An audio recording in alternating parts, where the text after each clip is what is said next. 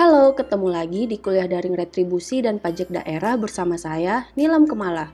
Pada kesempatan kali ini, kita akan membahas tentang penagihan pajak, penyitaan dan pelelangan, keberatan, banding, dan gugatan. Dari judulnya aja udah ketahuan nih apa-apa aja yang akan kita bahas pada pertemuan ini. Ya, pertama penagihan pajak, kedua penyitaan dan pelelangan, ketiga keberatan, dan yang keempat banding dan gugatan. Pertama kita bahas dulu tentang penagihan pajak. Penagihan pajak menurut PP nomor 55 tahun 2016 adalah serangkaian tindakan agar penanggung pajak melunasi utang pajak dan biaya penagihan dengan menegur atau memperingatkan, melaksanakan penagihan seketika dan sekaligus, memberitahukan surat paksa, mengusulkan pencegahan, melaksanakan penyitaan, melaksanakan penyanderaan, dan menjual barang yang telah disita. Nah, jika pajak terutang tidak dilunasi setelah jatuh tempo pembayaran pajak, maka kepala daerah atau pejabat yang ditunjuk akan melakukan tindakan penagihan pajak. Penagihan pajak dilakukan dengan memberikan surat teguran atau surat peringatan atau surat lain yang sejenis. Surat teguran atau surat peringatan dikeluarkan 7 hari sejak saat jatuh tempo pembayaran pajak dan dikeluarkan oleh pejabat yang ditunjuk oleh gubernur atau bupati atau wali kota. Dalam jangka waktu 7 hari sejak surat teguran atau surat peringatan atau surat lain yang sejenis diterima, wajib pajak harus melunasi pajak terutang. Lalu, apa itu surat lain yang sejenis? Maksudnya adalah surat yang dipersamakan dengan surat teguran atau surat peringatan. Nah, surat-surat tersebut memuat pertama nama daerah wajib pajak atau nama wajib pajak atau penanggung pajak, besarnya utang pajak, perintah untuk membayar, dan saat pelunasan utang pajak yaitu tanggal jatuh tempo pembayaran yang tercantum. Surat teguran ini harus dipatuhi sama si wajib pajak. Kalau nggak patuh, Fiskus akan melakukan tindakan penagihan pajak dengan surat paksa. Menurut Undang-Undang Nomor 19 Tahun 2000, surat paksa adalah surat perintah membayar utang pajak dan biaya penagihan pajak. Dari pengertian ini, kita bisa menarik kesimpulan bahwa surat paksa diterbitkan oleh pejabat yang berwenang yang tujuannya tidak hanya untuk menagih utang pajak sesuai dengan ketentuan undang-undang pajak yang berkenaan, tetapi juga untuk menagih biaya yang timbul dalam rangka penagihan pajak, termasuk biaya penyampaian surat paksa. Berdasarkan Undang-Undang Nomor 19 Tahun 2000, surat paksa ini diterbitkan bila pertama, penanggung pajak tidak melunasi utang pajak dan kepadanya telah diterbitkan surat teguran atau surat peringatan atau surat lainnya yang sejenis. Yang kedua, terhadap penanggung pajak telah dilaksanakan penagihan seketika dan sekaligus. Ketiga, penanggung pajak tidak memenuhi ketentuan sebagaimana tercantum dalam keputusan persetujuan angsuran atau penundaan pembayaran pajak. Surat paksa ini diberitahukan oleh jurusita pajak dengan pernyataan dan penyerahan salinan surat paksa kepada WP atau penanggung pajak. Kepala daerah berwenang menunjuk pejabat untuk penagihan pajak daerah, yaitu Kepala Dinas Pendapatan Daerah. Nah, karena pajak daerah terdiri dari pajak provinsi dan pajak kabupaten atau kota, maka Kepala Dinas Pendapatan Daerah Provinsi untuk pajak provinsi, Kepala Dinas Pendapatan Daerah Kabupaten untuk pajak kabupaten, dan Kepala Dinas Pendapatan Daerah Kota untuk pajak kota.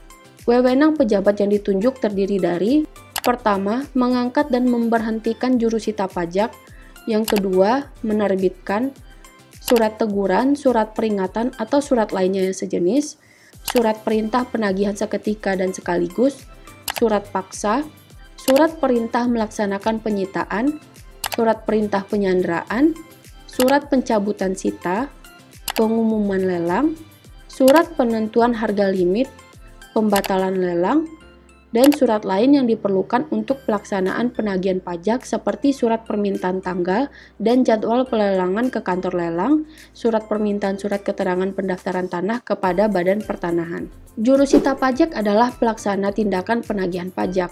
Tugasnya yaitu: pertama, melaksanakan surat perintah penagihan seketika dan sekaligus. Kedua, memberitahukan surat paksa dengan jalan menyampaikan surat paksa secara resmi kepada penanggung pajak dengan pernyataan dan penyerahan salinan surat paksa. Ketiga, melaksanakan penyitaan atas barang penanggung pajak berdasarkan surat perintah melaksanakan penyitaan atau SPMP. Yang keempat, melaksanakan penyanderaan berdasarkan surat perintah penyanderaan. Berikutnya, penagihan pajak seketika dan sekaligus. Kepala daerah dapat melakukan penagihan pajak tanpa menunggu batas waktu pembayaran pajak berakhir. Hal inilah yang disebut sebagai penagihan pajak seketika dan sekaligus.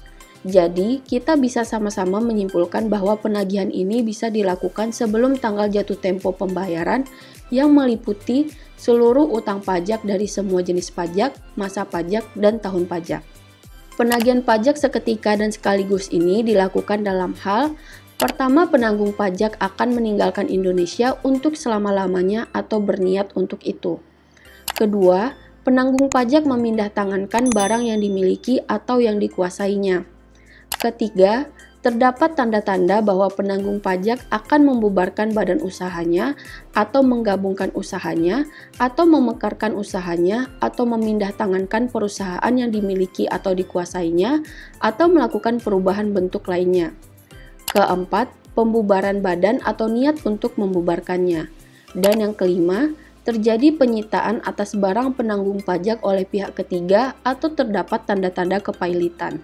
Berikutnya kita bahas subpokok bahasan kedua, yaitu penyitaan dan pelelangan. Kita bahas penyitaan dulu ya.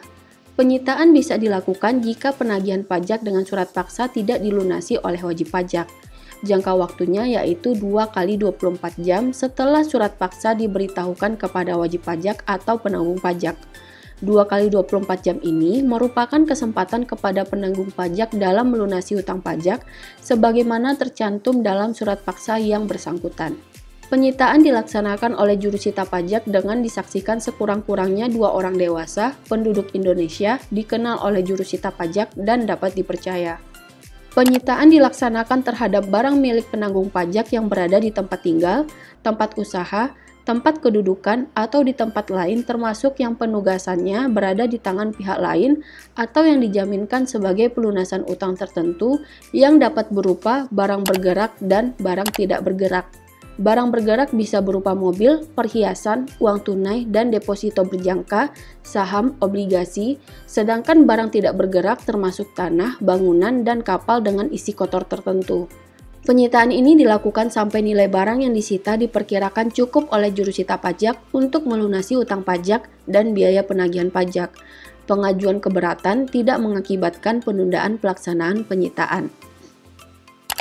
Nah, penyitaan tambahan dapat dilaksanakan kalau pertama, nilai barang yang disita nilainya tidak cukup untuk melunasi biaya penagihan pajak dan utang pajak. Yang kedua, hasil lelang barang yang telah disita tidak cukup untuk melunasi biaya penagihan pajak dan utang pajak. Berikutnya, pelelangan. Kalau utang pajak dan atau biaya penagihan pajak tidak dilunasi setelah dilaksanakan penyitaan, pejabat berwenang melaksanakan penjualan secara lelang terhadap barang yang disita melalui kantor lelang negara. Barang yang disita ini digunakan untuk membayar biaya penagihan pajak dan utang pajak dengan cara: pertama, uang tunai disetor ke kas negara atau kas daerah. Kedua, deposito berjangka, tabungan, saldo rekening, giro atau bentuk lainnya dipindah bukukan ke kas negara atau kas daerah atas permintaan pejabat kepada bank yang bersangkutan. Ketiga, obligasi saham atau surat berharga lainnya yang diperdagangkan di BEI dijual di BEI atas permintaan pejabat. Keempat, obligasi saham atau surat berharga lainnya yang tidak diperdagangkan di Bursa Efek Indonesia segera dijual oleh pejabat. Yang kelima, piutang dibuatkan berita acara persetujuan tentang pengalihan hak menagih dari penanggung pajak kepada pejabat. Yang keenam, penyertaan modal pada perusahaan lain dibuatkan akte persetujuan hak menjual dari penanggung pajak kepada pejabat. Berikutnya, penjualan secara lelang atas barang yang disita dilaksanakan paling singkat 14 hari setelah pengumuman lelang melalui media massa. Pelaksanaan lelang dilakukan dengan ketentuan: pertama, lelang tetap dapat dilaksanakan walaupun keberatan yang diajukan oleh WP atau penanggung pajak belum memperoleh keputusan keberatan. Kedua, lelang tetap dapat dilaksanakan tanpa dihadiri oleh WP atau penanggung pajak. Yang ketiga, lelang tidak dapat dilaksanakan apabila WP atau penanggung pajak telah melunasi utang pajak dan biaya penagihan atau berdasarkan keputusan pengadilan atau putusan pengadilan pajak atau objek lelang musnah. Berikutnya kita bahas keberatan. Jika WP berpendapat bahwa jumlah pajak dalam surat ketetapan pajak dan pemungutan pajak tidak sebagaimana mestinya, WP dapat mengajukan keberatan kepada kepala daerah yang menerbitkan surat ketetapan pajak. SKP ini diajukan terhadap satu jenis pajak dan 1 tahun pajak. WP dapat mengajukan keberatan hanya kepada kepala daerah atau pejabat yang ditunjuk atas suatu: pertama, surat pemberitahuan pajak terutang atau SPPT. Yang kedua, surat ketetapan pajak daerah atau SKPD. Yang ketiga, surat ketentuan pajak daerah kurang bayar atau SKPDKB. Yang keempat, surat ketetapan pajak daerah kurang bayar tambahan atau SKPDKBT. Yang kelima, surat ketetapan pajak daerah lebih bayar atau SKPDLB. Yang keenam, surat ketetapan pajak daerah nihil atau SKPDN. Dan yang ketujuh, pemotongan atau pemungutan oleh pihak ketiga berdasarkan ketentuan peraturan perundang-undangan perpajakan daerah. Kepala daerah harus memberi keputusan atas suatu keberatan yang diterima paling lama 12 bulan sejak tanggal surat keberatan diterima. Subpokok bahasan terakhir, banding dan gugatan. Pertama, kita bahas dulu tentang banding. Wajib pajak dapat mengajukan permohonan banding hanya kepada pengadilan pajak terhadap keputusan mengenai keberatannya yang ditetapkan oleh kepala daerah. Permohonan banding ini diajukan secara tertulis dalam bahasa Indonesia dengan alasan yang jelas dalam jangka waktu 3 bulan sejak keputusan diterima dan dilampiri salinan dari surat keputusan keberatan. Kemudian, pengajuan permohonan banding menangguhkan kewajiban membayar pajak sampai dengan 1 bulan sejak tanggal penerbitan putusan banding. Nah, keputusan banding bisa berupa dikabulkan dan ditolak. Kalau dikabulkan, kelebihan pembayaran pajak dikembalikan, ditambah imbalan bunga 2% paling lama 24 bulan. Imbalan bunganya dihitung sejak bulan pelunasan sampai dengan diterbitkannya surat ketetapan pajak daerah lebih bayar atau SKPDLB.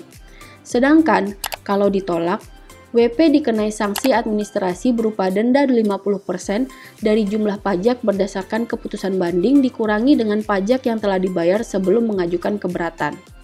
Berikutnya gugatan.